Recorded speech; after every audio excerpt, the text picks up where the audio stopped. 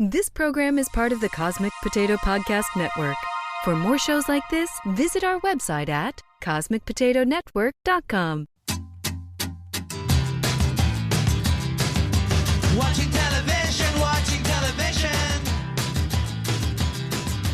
Watching television, watching television. I need all the image, I need all the sound. I know the info right into my mind. Hey everybody, welcome back to Trial by Pilot. This is the show where we judge an entire series of television and the work of hundreds on one episode. I'm Bill Lynch. I'm Elizabeth Lynch. You think the fans miss us now that we're only doing every other week? I think so. Yeah. I miss us. When I'm trying to figure out what to listen to in the morning, I always listen. So I know once a week I'm going to have our podcast to listen to. There's really no other podcasts out there. Okay, can I honestly I don't want to get too off track, but I'm having a hard time with podcasts lately. I'm getting really bored and tired of the ones that I normally listen to. Wow. I don't even know what I want. So I listen to Forever 35. They put out 3 episodes a week, a regular episode and 2 mini episodes. I like them. I listen to them every time. Mm-hmm. So that's not really, that always fills that need, I guess. But what else should I be listening to? I don't know. It's I don't even know what I want to listen to. There's a good one called Not Another D&D Podcast. I knew you were going to say that. Listen, Campaign 3 is starting this month. It's probably the day that this comes out. I think Campaign 3 starts. So I would highly suggest jumping in now. It's a perfect time. I could just jump in now. I don't have to listen to Campaigns 1 and 2? No. So Campaign 3 is going to be set in the distant future after Campaign 1, but in the same world. So there might be some references and stuff, but you don't need to know about it. All right. Are you going to do it? Wow. Maybe. So I've been listening. I really like this, I like a true crime serial type of thing. That's what I've been looking for. Mm-hmm. And I started listening to the Murdaugh murders because it was interesting and timely, and I didn't, it was in the news here. Yeah. And so this woman who reports on it down there in North Carolina, I think, she was reporting and telling the story, and I'm okay, I gotta listen to this. But she's not a podcaster. She's right. A reporter, and she says that. So it's the sound quality isn't amazing. Sometimes you're just it's dragging out, although the story's interesting. But now we're at a point where they're maybe going to try, there's nothing more interesting to say at this point. Yeah. Well, there's always new interesting things to say on D&D Live Play podcast because you just make it up. So you never run out of fun things to do. So we're talking about the pilot today to The Legend of Vox Machina. I did get us off track, didn't I? Yeah, that's okay. Fine. I can always seg us back. It's fine. Yeah. This is based on the D&D Live Play podcast Critical Role, which was, I don't know if it was one of the first, but it's certainly the most popular D&D podcast of all time. I started listening, and I got into D&D because of NADPOD, Not Another D&D Podcast. Okay. I know you just Who told you about that? I think Casey did. Casey did. Okay. Yeah. And you were okay, I guess I'll listen. Yeah. All right. I had never played D&D before in my entire life. I mean, you were kind of judgmental about it. About the podcast? No, about D&D, D&D? Before you started playing it. Sure, I'm judgmental about a lot of things. There was a board game. What was the board game? You almost didn't want to get it because it was from the makers. Lords of Waterdeep? Yes. And you were it says on there, from the makers of Dungeons and Dragons. And you were I don't want this game. Hey, and now it's a great, you like the game. Well, I sold it many years ago. But yeah. Okay, sorry, Listen, I can't keep up. I don't want any of my board game friends that listen to think that I still play Lords of Waterdeep.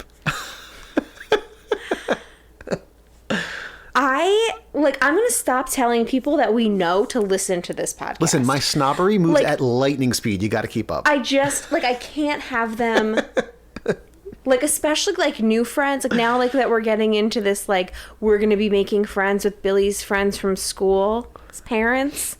That whole world. I can't. like maybe I just shouldn't even mention that we have a podcast Probably because not, you're gonna yeah. come off like such a jackass and be like, oh, that guy Bill. Ooh. Anyway, let me talk more about myself and about how I got into D&D. So yeah, Casey suggested this podcast, that it was really funny. I was like, all right, fine, I'll give it a shot. And at that point, like, I had long since stopped caring about like what people thought about my interests or hobbies. Like, I'm super into fucking birding and craft beer and all this other stuff. And the podcast was hilarious. It's 4 comedians. And so I just kept listening to that, slowly got into it. I played in an online game, and then this past year I've been playing in like a live D&D game. Yeah. And I want to start my own very soon. Oh, and for those of you who don't know, if you're just tuning in, Casey, who we referenced, is Bill's brother, used to be a host on this podcast. Yes, yeah. And him and his friend Mike have had like various podcasts, a lot of them centered around something having to do with Dungeons and Dragons. Yeah. D&D, Dungeons and Dragons, for anyone Yeah. that's really out of the loop. Of course, as soon as I started getting into it, I heard about this show, Critical Role. And so I tried to listen to the first episode of their podcast. It was so overwhelming because there were 8 characters, like 8 voiced characters, plus the Dungeon Master, Matt Mercer. So there were 9 voices on the podcast. That is a lot. It was way too much for me. Like, Especially when you're listening to it at 1.5 speed. That's true. Yeah. No wonder you couldn't keep up. Yes, like NADPOD is 4 people. It's a Dungeon Master and 3 characters. Sometimes they'll have a guest. That is like so much more palatable to me. I was so overwhelmed. Like, and they're all talented voice actors. Like, that's how this started. It was a bunch of voice actors that got together just to like have a fun game. Okay. And they like played for someone's birthday in 2012, and they decided to keep playing. And then, you know, Felicia Day.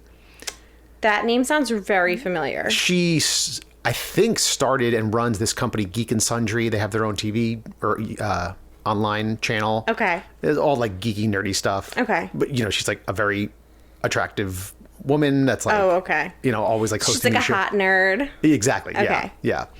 And she was friends with one of these voice actors, approached her. She's like, why don't you do this for this new streaming thing I'm starting, Geek and Sundry? And so they were one of the first shows in 2015. Now they have like hundreds of thousands of subscribers. Their YouTube page has 224 million views. Wow. Yeah, it's like, and now I think since 2018, they have broken off and started their own Critical Role company, production company. Really? Yeah. Wow. Yeah, they're doing very well. But anyway, I got off topic a little bit. I was saying that I started to listen to it, and I don't even know if I got through one episode. It was just too much. Even though they're talented voice actors, like I just couldn't keep track. Yeah. Just in an audio medium, like 9 voices is just too many. Right. I mean, I could give you a suggestion. Just slow it down to normal speed. But of course, I'm certainly in the minority because this show is just wildly, wildly popular. Yeah. Maybe I just needed to like have a little bit more motivation at the time.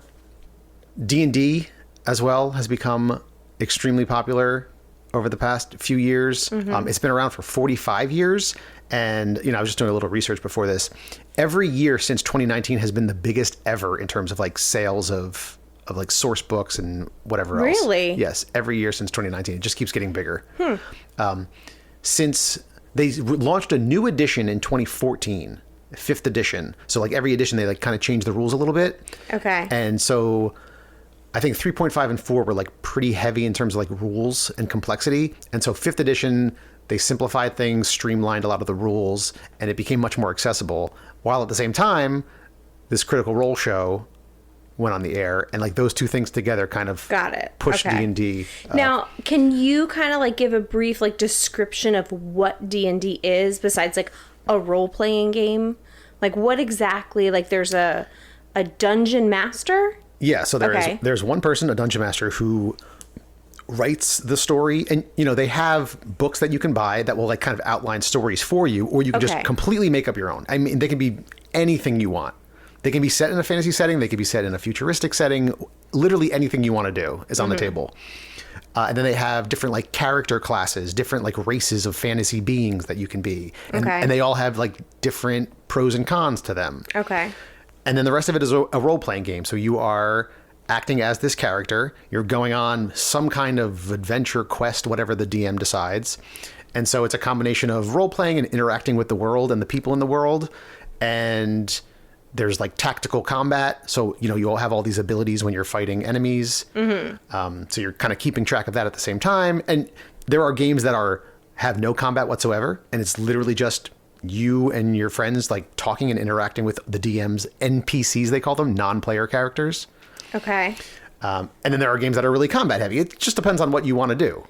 What if you're playing and you don't like what the DM is doing? Like, you just have to...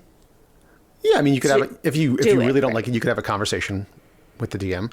I mean, there's a lot that I've read about, like, the rule of cool. Like, yes, there's, like, a big rule book about what means what.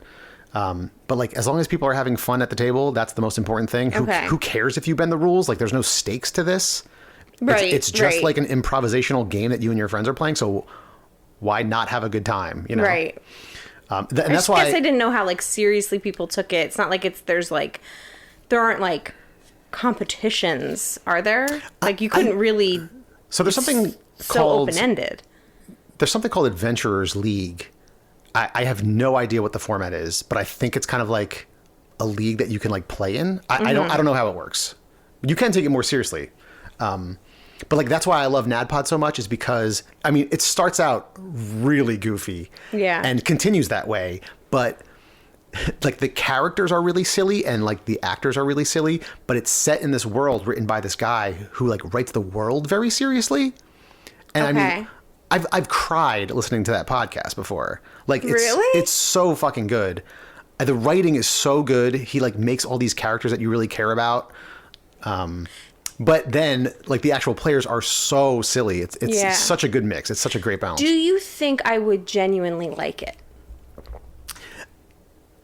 So I would say that skews more towards the role-playing side, but there is a lot of, like, combat. Like, they fight bad guys, Uh-huh. And so a lot of it is, like, appreciating how they're handling their characters and the combat, which I don't know if you would, like, get or care about. Right. I think that you would...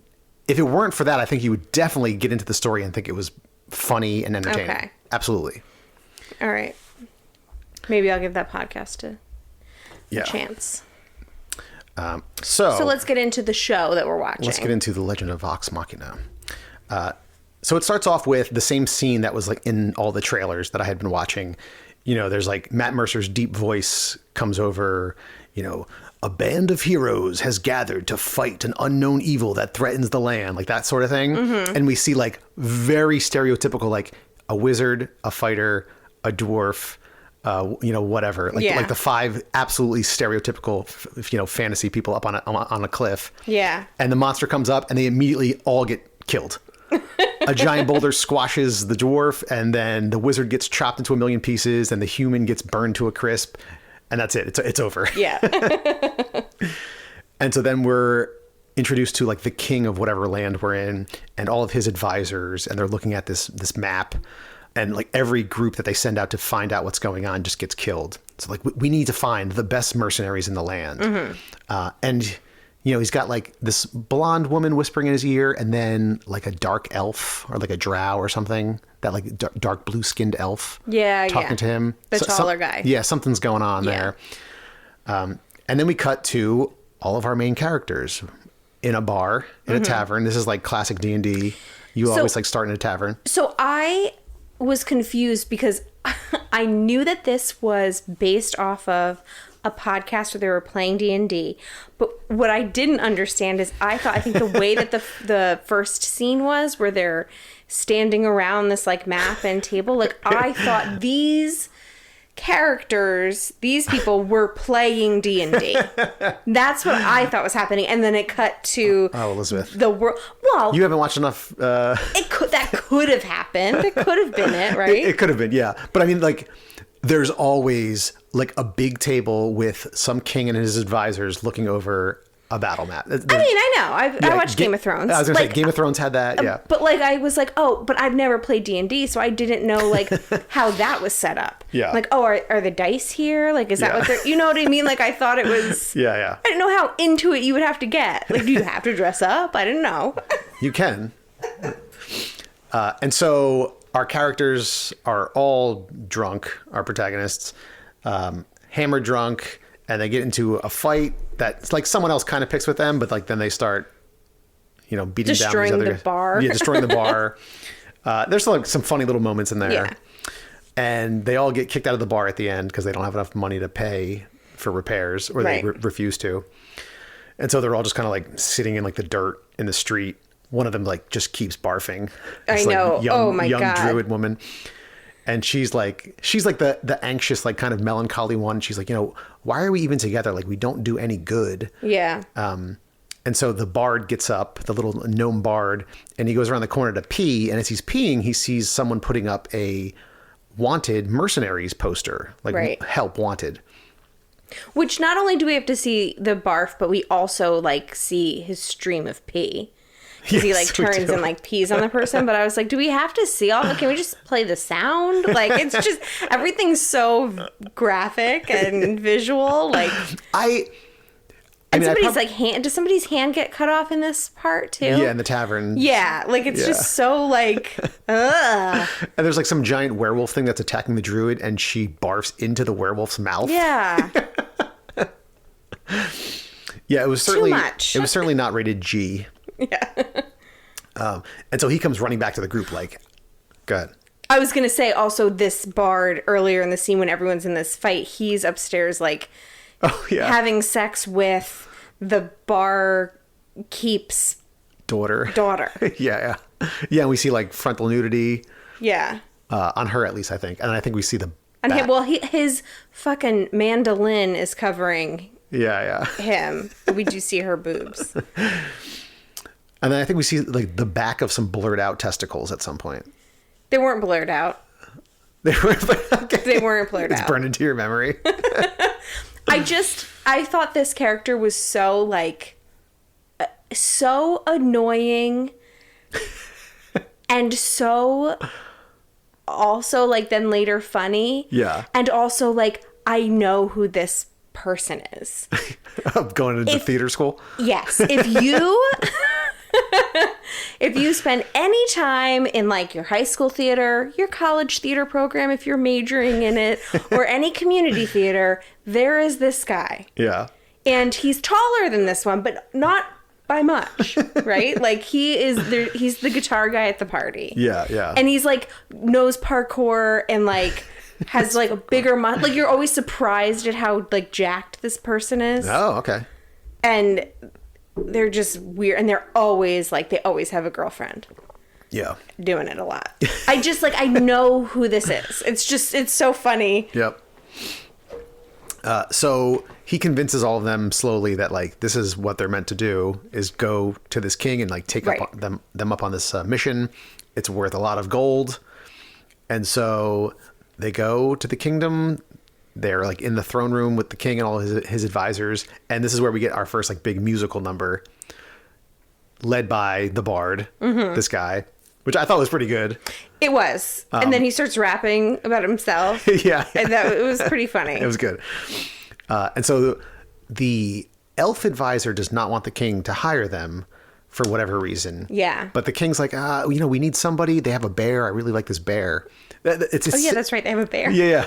So it's a party of 8, but one of them is a bear. So Right. it's 7 voices and a bear. And so the king agrees and hires them. And so, they're taking on some like flying ship to a nearby village to where like the last attack happened. Mm-hmm. And, they're like interviewing the villagers, trying to get a lead. And we like slowly start to see a little bit of each of their personalities. There's twins, Vex and Vax. And I should mention that Vex, the female, has like some sensation when they're in the throne room. Yeah. Like I think so. This is D&D talk, but I think she's a ranger and she has like some sense when there's like evil or like monsters around. Okay. And so she got this sense in the throne room. Yeah, it was like she got like weak or like a headache or something. Yeah. And then this like elf guy kind of like looks at her, like they kind of lock eyes. Yeah, So I think yeah. there's something up with that elf guy. Yeah. And her brother kind of connects with one of the little kids. Like I think he's a rogue and he's doing magic like with a little coin, and he gives the kid a silver coin. Oh right, yeah.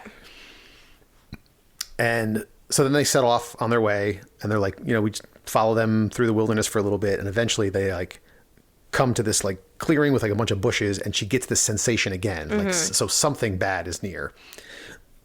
and out of the bushes jumps like a little lamb, like a cute little lamb. And as they're like, oh, a huge black dragon emerges from the brush, Right. stomps on the lamb, and we just see like its blood like splurt out. Yeah. And then the dragon opens up its mouth and starts like shooting lightning out of its mouth. Now, I think technically there should be a blue dragon if we're going with standard 5th edition. Blue dragons shoot lightning. Every chromatic dragon has a different breath weapon. Well, it was a dark. So it was there's a grayish blue. Okay, all right, maybe it I was. think it was bluish. Okay, all right. And so they just get into this battle with this dragon, and they're like throwing everything they have at it with absolutely no luck. Like they're not even making a dent in this thing. And so the druid, they finally like get her to kind of focus because she's like nervous again, anxious about everything. And she finally focuses, and like the sky opens up and it brings down this huge lightning bolt and hits the dragon, but it just makes the dragon stronger because it's a lightning dragon. I didn't pick up on that. Yeah. And so, the dragon again, like shoots lightning out. The entire like mountain like collapses onto them, and the dragon flies off in victory, but they narrowly survive because she like creates this dome like of vines. Yeah. to protect them. So she can shoot lightning and also grow vines? So druids they kind of like harness the power of nature. Oh, so she has these like antlers growing out of her head? Yeah. Okay. So she can like speak with animals. She can control Got it. plants. She can control the weather. But she drinks a lot. Yes. And she can't handle her booze. Yeah. So listen, if you want a crash course on all the races and classes after this, just let me know. Sure, I'll let you know. I'll get back to you. I'll let you know. My schedule will clear up. And so this is when Vex like says to her brother and the rest of the party, like, listen, whatever I felt in the throne room, I felt again when that dragon was there. Right. And it's a feeling that I haven't felt since, I think she says something about her mom, Yes. but like she like trails off. She doesn't finish the thought. Yeah, they don't really like, and she doesn't like fill them. I guess they're kind of mad. They're like, why weren't you going to say anything? Yeah. But she says like, someone has either been near this dragon or might even be working with this dragon. Like, I'm just getting this weird feeling. So she's like, you know what? Fuck this. Let's leave this kingdom. Like, whatever is going on here is way above our pay grade.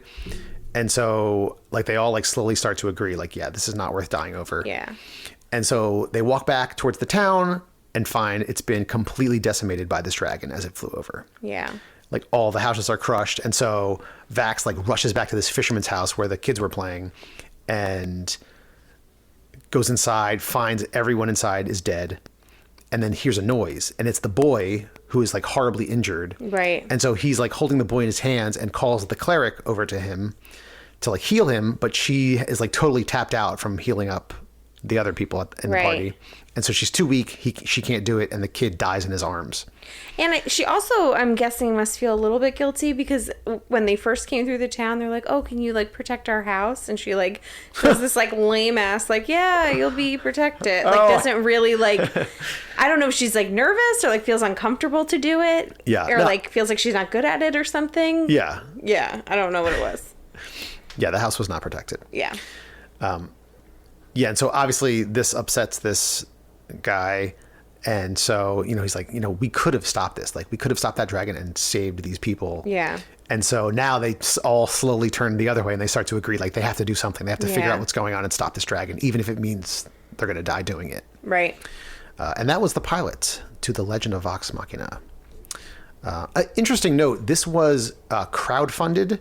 So they went on Kickstarter to, like, make a cartoon about the podcast. Wow. And so it's partially funded by their listeners, and then Amazon picked it up and funded the rest. And I think it's already renewed for a season 2. So is it like the, I don't know, people in Wisconsin who like own the Green Bay Packers? Like, is it like that? No.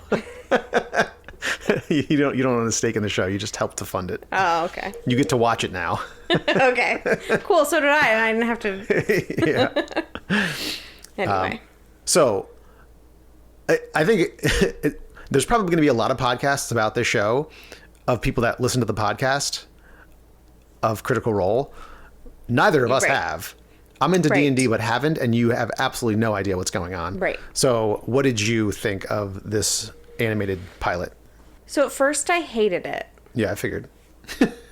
At first I hated it because I just like thought it was so unnecessarily, well, I say unnecessary, but I didn't listen to the podcast, so like I don't know what it's really like, but I just felt like, okay, why is there so much puking? And so like it just like, wasn't my thing. It was like too much. I was like there was too much going on. It's almost like the way you described like listening to it for the first time. Like I was just like, oh my God, like the animation style is not my favorite. We've talked about that before in some other animated things we've watched. Like it's not my favorite animation style. It was just so like frantic, and like there was just so much. I don't know. I just felt a little bit overwhelming. But like that first scene though was also just like by its nature was kind of frantic. They got into a huge bar fight, so it was like then the story starts to develop a little bit, and like the characters they start to like separate themselves isn't the right word, but like they start to come into their own a little bit, so I can separate them basically from each other. So like then I started to follow the story a little bit, and I thought, you know, the characters started to be like kind of funny. I was like thinking the whole time, like, I don't know if I'm interested at all in this, but like, it's fine. Like now I know what's going on, and like, that's fine. Like that's all I really like want sometimes is to just be able to follow it. Sure. But like by the end, after I was like, oh, well now I kind of want to know what happened. But I'm not 100% sold on like that. If it's something I'm really going to want to spend my time watching. Yeah. But like it did end on a note where I was like, okay. Like this is something like if you're into D&D or into this type of thing, like I would absolutely recommend it. I know you would like ask that question later, but like I do recommend this to someone. I don't know if I'll continue watching it, but you know, what did you think? Yeah, I mean, I totally get what you are saying about the frantic beginning. Because, you know, they had that, like, goofy opener, and then the king is talking, and then it's this insane bar fight where it's just, like, action, like, super fast-paced. But then, I thought it settled down. You start to see the personalities of all the characters developing. I was a little surprised at how, like, R-rated it was. Same thing. So many F-bombs right off the start. You see like a dwarf like eating out a cartoon woman. I think he's a gnome, actually. Oh, gnome. Yeah, dwarf, that's right. They did say gnome. And so, you know, it was like a classic Dungeons and Dragons start, like this band of like goofballs in a tavern, like get into a fight. But I mean, all of the voice actors are very talented. Yeah. And, you know, I didn't feel as overwhelmed watching this as I did listening. Certainly, when you can actually, like, see the characters and visualize it. Are they the same voice actors that were in the... Yep. So Steph Beatriz was... No. Okay. She's not one of the main characters. She was one of the king's advisors. Oh. She just had, like, one line in that throne room scene. I thought I recognized her voice again. Yeah. No, I don't think so. Oh, okay. I mean, she might be in it again, but she's not one of, like, the main party. Oh, okay. But yeah, I mean, the pilot had a good amount of humor to it that I thought was like actually funny. But it was still like dark and gritty fantasy, like there's this dragon thing. Listen, this show is so popular, and I know that even the NADPOD DM, Brian Murphy, who like is a god as far as I'm concerned, like the way he writes this stuff is just incredible to me. Right. And he has praised this guy, Matt Mercer, for writing this story. Okay. So I'm sure that the story is really interesting and gets like really intriguing and deep. And I'm sure we're going to like really care about all these characters. Yeah. So, I mean, I have faith in that side of it. So I'm going to continue to watch. It's like a short season of like whatever, 20 something minute episodes. Right. I think that it can be an entertaining, whatever, funny, heartfelt show and a successful show.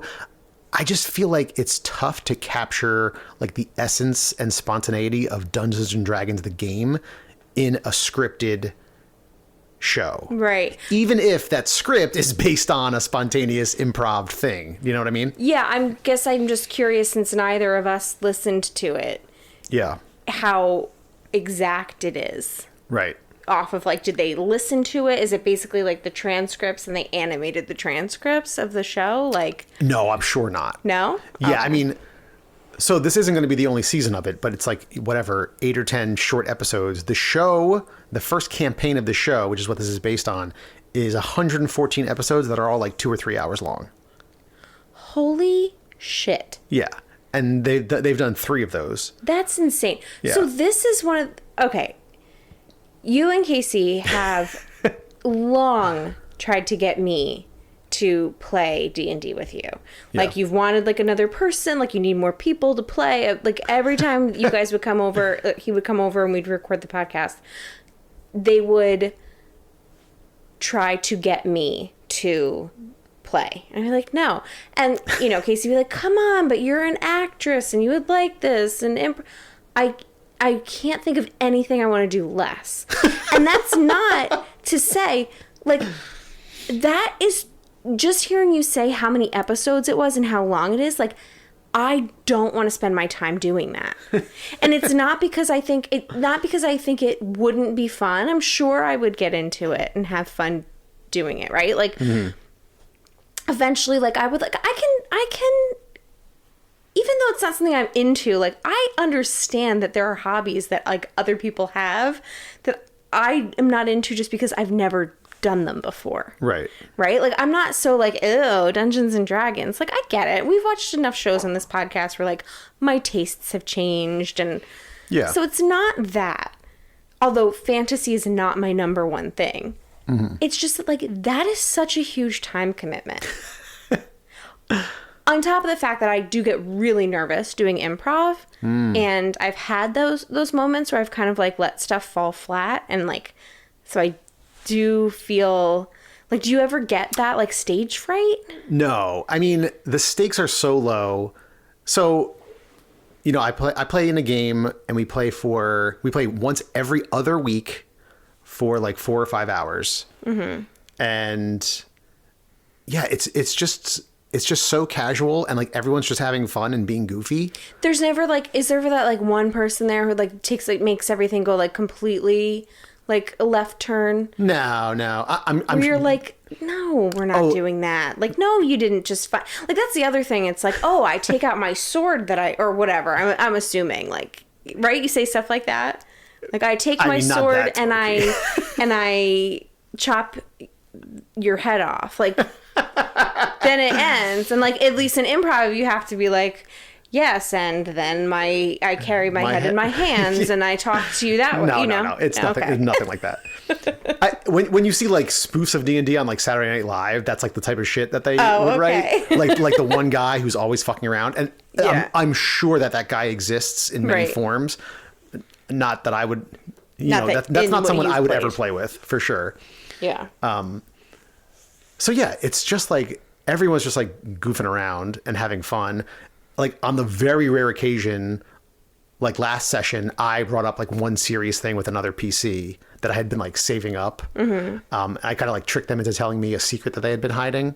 And then we kind of like bonded over it. And everyone was like, afterwards, like that was a cool moment, cause like. So what's a PC? PC is player character. So all of us, not the DM, control one player character. Okay. That's us in the world. Okay. That's like our avatar in the world. The DM controls literally everybody else. Every bad guy, every townsperson you're going to meet. Okay. Yeah. So I just control one person in this world. That's it. And so you tricked that person into telling you a secret? How did you trick them into telling you the secret? So we both speak. So I play Goliath and I can speak Common, which is like, English. Okay. And Dwarvish and Giant. And at some point I found out that this person spoke Giant, but they had never told us this before. So when we were drinking at a tavern one night, I said something in Giant and they responded to it. And I was like, I know that you speak Giant. Like, why don't you tell me blah, blah, blah. And then like she went into her backstory a little bit. It's a guy who plays a girl. And how did you find out that they speak Giant? I don't remember. And then what did you say? And what does Giant sound like? We don't actually speak like another language. So this is what I don't. It's just like use your imagination. I know. I guess I just have to be there to like see how it went. Yeah. for the most part, this group that I play with, most of our stuff is like tactical combat. Like we do like a lot of fighting. Okay.